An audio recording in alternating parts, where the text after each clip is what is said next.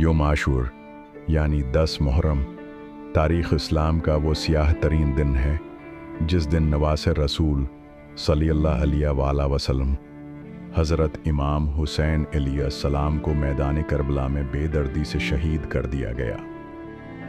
یہ دن اہل بیت علیہم السلام کے ماننے والوں کے لیے سوگ، ماتم اور غم و گریہ کا دن ہے، نہ کہ خوشی یا عبادت کے مخصوص اعمال جیسا کہ روزہ۔ امام جعفر صادق علیہ السلام نے اس حوالے سے واضح طور پر فرمایا، جو شخص روز عاشور روزہ رکھے گا اس کو وہی حصہ ملے گا جو ابن مرجانہ، لعین اور آل زیاد کو ملا تھا۔ دوزخ کی آگ ان کا مقدر بنی، خدا ہمیں اس آگ سے بچائے۔ جو اس دن ایسا عمل کرے گا وہ جہنم کے قریب ہوگا۔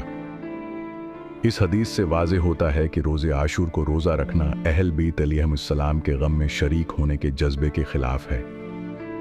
یہ دن خوشی یا نفل عبادت کا دن نہیں، بلکہ شہداء کربلا کی مظلومیت کو یاد کرنے، گریہ کرنے اور ظلم کے خلاف موقف اپنانے کا دن ہے۔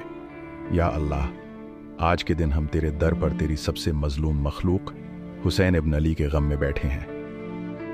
اے مالک، ہم نے نہ تلوار اٹھائی نہ نیزہ چلایا، مگر تجھ سے معافی مانگتے ہیں کہ شاید ہمارے خاموش رہنے سے کربلا آج بھی دہرا دی گئی ہو۔ ہم نے حسین کا نام تو لیا مگر ان کے راستے کو چھوڑا۔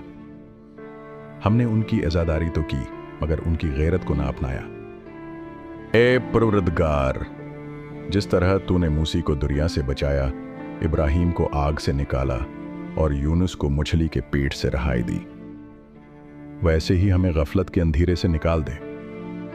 یا رب الحسین بحق الحسین اشف صدورنا بظہور الحج ابن الحسن۔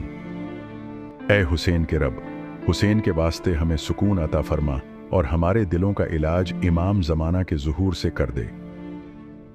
ہم تیرے آخری ولی، تیرے حجت قائم کے ظہور کی دعا کرتے ہیں۔ اس دن کے صدقے ہمیں ان کے آنسو بہانے والوں میں قرار دے، نہ ان کے دشمنوں میں۔ آمین یا رب العالمین۔